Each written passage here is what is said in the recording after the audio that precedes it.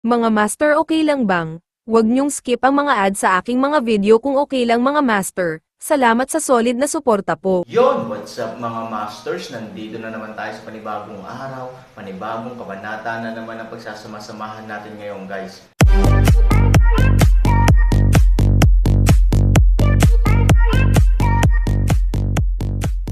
Bali mga masters, kung bago ka pa lang po sa aking YouTube channel, please click the subscribe button, lalong-lalo na po yung notification bell guys, para maging connected pa rin tayo sa isa't isa at maging updated kayo sa mga susunod ko pang video. Bali mga masters, bago natin umpisahan ng kwento ay mag-shoutout po muna tayo para sa mga solid nating tagapakinig. Shoutout kay Felchay at shoutout kay Mario Francisco. Yun na nga mga masters, no? Bali hindi na ito patagalin. In 3, 2, 1, let's go! Biglang napalingon ang lahat, nasa likod na ng team nila ang anino, at tumalikod na siya sa lahat.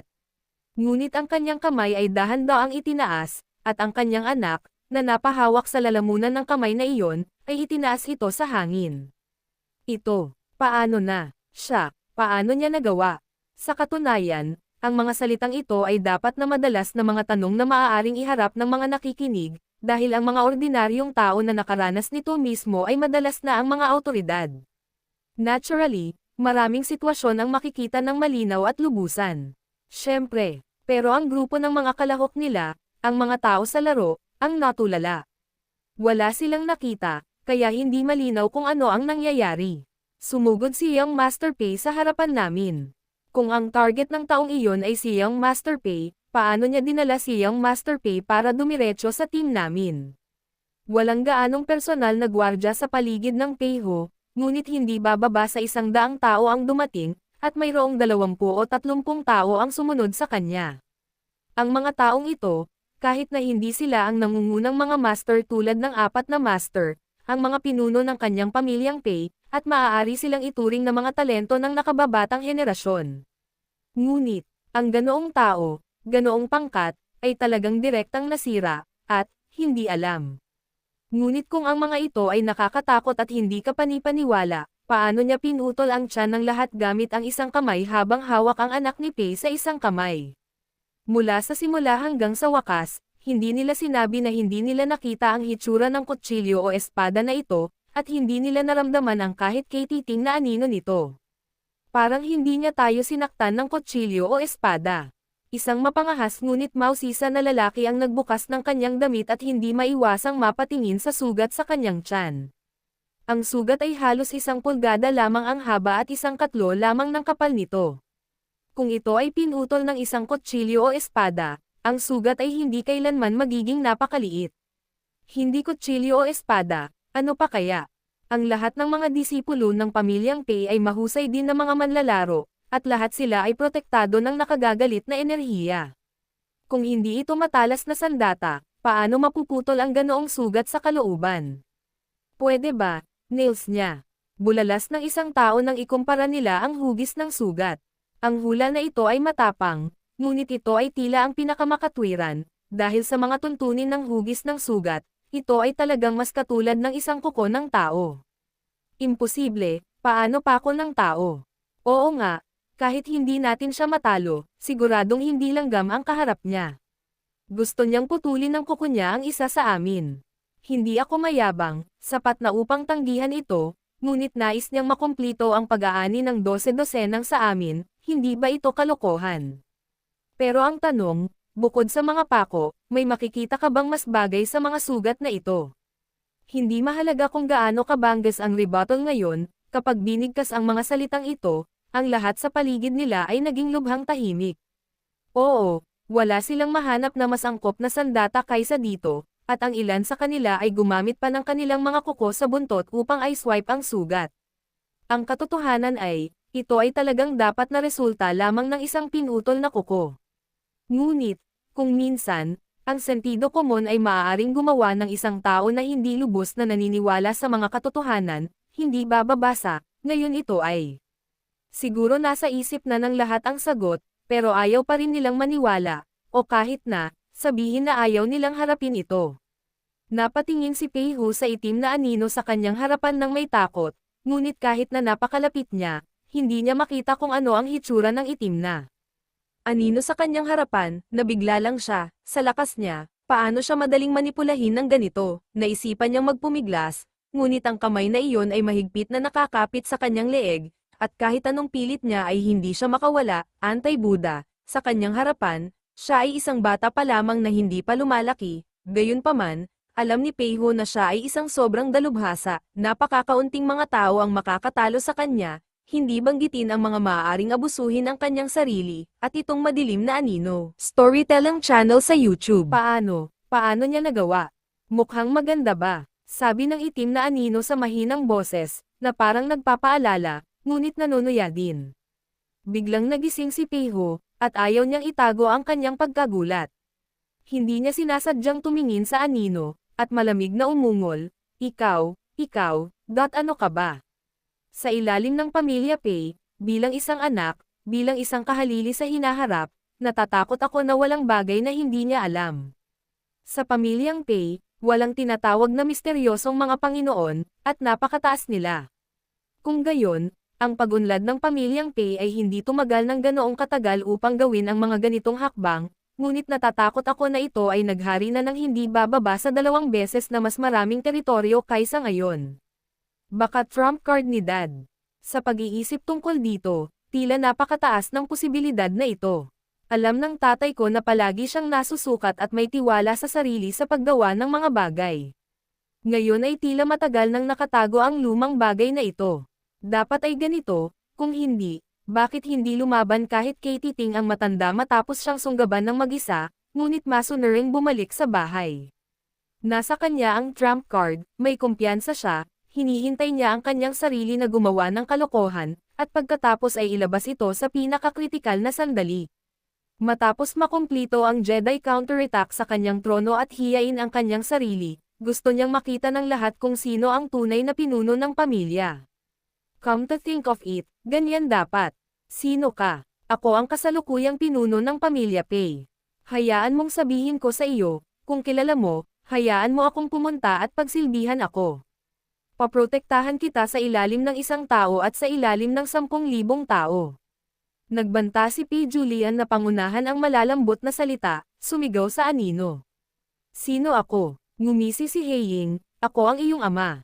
Ang tatay ko. Tatay ko. Oo, tatay mo ako, tatay mong ligaw, unfilial son. Ngumisi si Black Shadow. Ikaw. Labis na nahihiya si Peiho, dahil sa 1 segundo ang nakalipas, talagang akala niya ay ang kanyang ama, at talagang naisip niya na ito ay dahil sa kung anong dahilan, ngunit sa pakikinig dito, sumasalamin ito na ang kabilang partido ay nakikipaglaro sa kanya, nang hindi siya tanga, nakikita niya lang na sobrang lakas ng lakas ni Sombra, syempre matutuwa siya na magkaroon ng ganoong ama. I don't care who you are, but you must be my father's person. Senior, you must see the situation clearly. Tinulungan mo siya saglit, pero mamamatay ka. Ang hukbo ng kalaban na 200,000 katao ay kumukubkob sa lungsod. Alam ko na mayroon kang ilang mga kasanayan, nakatatanda, ngunit kahit gaano ka kahusay, maaari mong talunin ang hukbo ng 200,000 katao. Imposible, kahit na ito ay mas mababang kaharian ng tunay na Diyos, ito ay ganap na imposible. Ang taong nakakaalam ng mga pangyayari ngayon ay si Junji. Ang nakatatanda ay may ganoong kakayahan, bakit kailangan niyang isakripisyo ang kanyang sarili sa walang kabuluhan? Oh, ano naman sa tingin mo? Nakangiting sabi ni Heiying. Samahan mo ako, mayroon akong listahan ng 100 katao, at iingatan kitang ligtas. Mamaya, pagkatapos nating lumikas, muli kong pagsasamahin ang multi-party forces ng aking pamilya Pei bilang bagong pinuno ng pamilya. At that time, we can redress and make a comeback. At that time, ako ang head of the family, and you are the deputy head of the family. How? Siyempre gustong hikayatin ni Peiho ang ekspertong nasa harapan niya. Dahil hindi lamang niya mapoprotektahan ang kanyang sarili mula sa pinsala ngayon, ngunit maging sa hinaharap, maaari rin siyang maging pinakamakapangyarihang taga-suporta ng puwersa. Ang ganyan, bakit hindi gawin? Well, it's really a beautiful blueprint. To be honest, I'm moved. Ngumiti si Soiying, talaga, tuwang-tuwa si Peiho, at biglang lumitaw ang isang ngiti sa kanyang mukha, dahil iyon ang kaso. mabilis akong binitawan ni Senior, huwag kang mag-alala, ang sinabi ko ay tiyak na matutupad, bahagyang ngumiti si Heiying, puno ng paghamak, ngunit ang pagsasalita ng maayos at paggawa ng mabuti ay dalawang magkaibang bagay, asa lang sa iyo, anong uri ng ulo ang gusto mong maging, bagamat ang pangunahing lungsod ay hindi masyadong malakas para bantayan, ngunit umaasa sa mga kuta ng depensa ng lungsod, dapat walang problema kung gusto mong magpumilit ng isang araw o dalawa, sa oras na iyon, kapag dumating na ang mga reinforcements, tiyak na magiging ligtas ang lungsod ng tagapagligtas, at kahit na dumating ang iba pang mga reinforcements, tiyak na gagawing dumplings ang kalaban, ikaw naman, ano ang ginagawa nitong bagong pinuno ng pamilya, joke, pangunahan ang kalaban sa lungsod, at pati ang pangunahing lungsod ay nawasak, sa ulo ng baboy na tulad mo, karapat dapat bang maging pinuno ng bahay, tao, ilang pounds at tail ba talaga ang hindi binibilang, kung wala kang mahirap na numero, iminumungkahi ko sa iyo, umihi ka ng mabuti at tumingin sa salamin upang makita kung karapat dapat ka rito, sa sandaling bumagsak ang mga salita, ang ekspresyon sa buong mukha ni Peiho ay tumigas, medyo nahiya siya, tumingin sa anino at sinabing, ikaw, sino ka, ama mo, turuan mo itong ama ng anak pagong, ang mga salita ay nahulog, ang anino ay gumalaw, umangat ang kabilang kamay niya. Nasnak, isang sampal ang direktang tumama sa mukha ni Peiho. Ang sampal na ito, na tila hindi permanente, ay biglang nagiba ng sinampal ito sa mukha ni Peiho. Naramdaman lang ni Peiho na para siyang tinamaan ng malakas ng ilang bahimat. Bago pa man makapag-react ang buong tao, naramdaman na lang niyang nakatitig ang mga mata niya sa mga gintong bituin at malabo na ang kanyang kamalayan. Nang muli siyang magising, ang kanyang kaliwang mukha ay parang pinaso ng apoy ang Buda, at ang sakit ay napakatindi na halos siya ay himatayan at manginig. Bilang pinuno ng hukbo, gumamit ako ng lahat ng uri ng mga panlilinlang upang hayaan ang hukbo ng kaaway na basagin ang lungsod at hayaan ang mga sundalo ng pamilyang Pei at ang mga karaniwang tao na magsakripisyo ng walang kasalanan. Ang sampal na ito ay para sa kanila. Nakuha. Isa na naman itong sampal, at kasabay ng tunog ay ilang ngipin din ang nahalo sa dugo at lumipad palabas sa kanyang bibig. Namamaga din ang kanang bahagi ng mukha ni Peiho. Sa malayo, hindi niya makita ang normal na anyo gaya ng dati, na para bang napakalaking ulo ng baboy. Ang pangalawang sampal na ito ay, bilang anak ng pamilyang Pei, pinagtaksilan mo ang iyong pamilya at pinangunahan mo ang kaaway na hulihin ang mga babaeng kamag-anak, kaya napahiya sila. Tulala si Heren Pei, at halos matino na siya ng masampal. Sa katunayan, nangangahulugan ito na ang kanyang panloob na lakas ay malalim.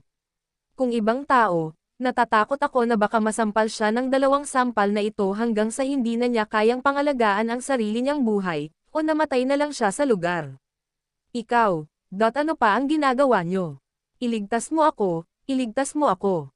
Hindi na kayanan ni Peiho, pinilit ang kanyang kamalayan, at galit na sumigaw sa mga crony sa kanyang paligid. Matagal nang napatulala ang isang grupo ng mga crony.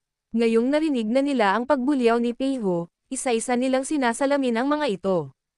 Isang grupo ng mga tao ang nagmamadaling nagtinginan sa isa't isa at sumugod. Gayunpaman, hindi man lang ibinaling ng anino ang kanyang ulo, itinaas na lamang niya ang kanyang mga paa at natapakan ang lupa.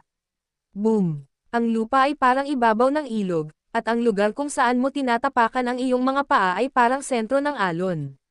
Boom! Bago bumangon ang lahat, diretso silang natamba sa lupa.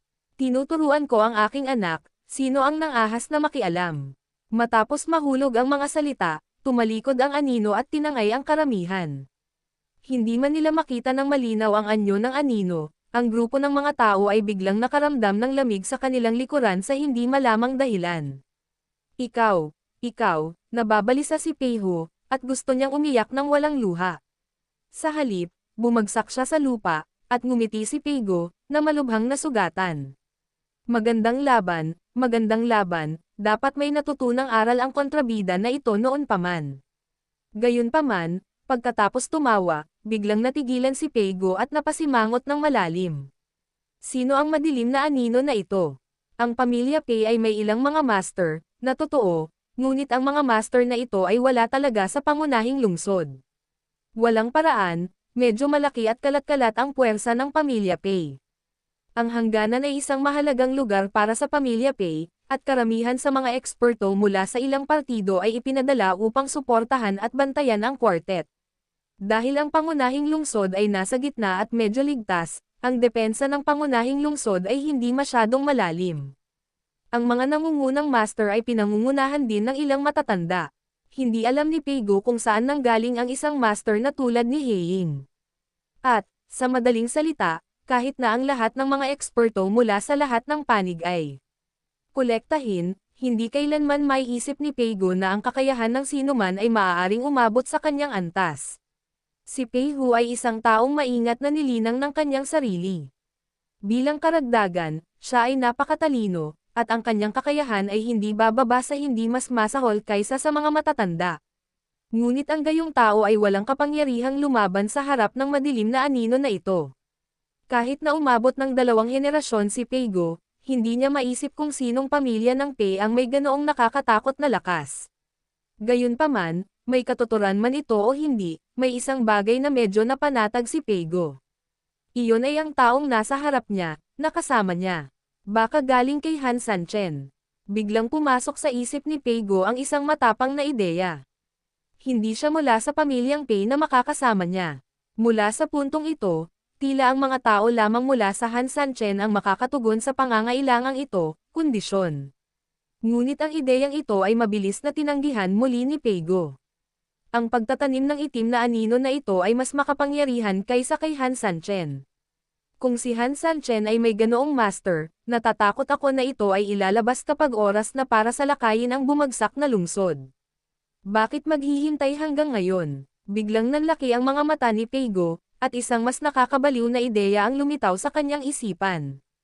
Pwede ba? Pwede ba? Baka siya. Si Han Sanchen ba? Yun na nga mga masters, no? Bali panibagong kabanata na naman yung natapos natin ngayong gabi.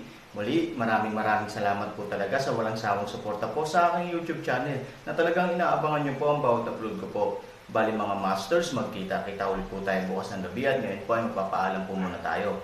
Bali mga masters, bye-bye!